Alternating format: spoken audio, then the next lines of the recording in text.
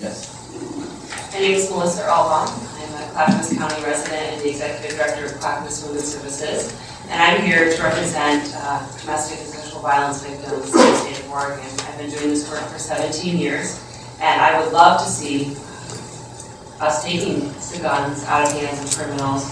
But short of that, this bill does help with a loophole. It is a step that will save lives. On October 12th, Peyton, a 5-year-old child, called a family friend to express her dismay that her mother was shot by her estranged ex-husband. The gentleman that shot Jessie Doyle, Cabot, should not have had a gun, but he did. He had a restraining order against him. I don't know whether or not he would have gotten the gun from some underground criminal organization or whether or not he could have got it easily up from Craigslist, but I do know that this law would prevent him from one of those situations. It could have saved her life. Here's a great example of this.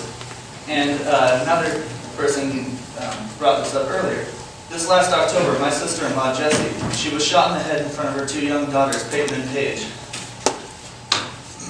You may remember hearing about this on the news when the Amber Alert was issued when he escaped with Jessie's 3-year-old daughter. He was caught later that night in front of my wife and I's apartment. He was in possession of 4 handguns and a bulletproof vest. Now, he was already a felon and was not allowed to own a gun.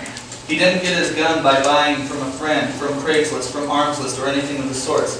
A background check would not have stopped him from getting these guns. A background check would not have stopped him from breaking into her apartment and shooting her. A background check would not have stopped him from kidnapping Jessie's daughter. I welcome you to try to tell me how a background check would have stopped somebody like Josh from getting a gun. You cannot provide a valid excuse for why background checks on private sales will stop or prevent a criminal in any way. Because if they are hell-bent on doing it, they will find a way to do it, period.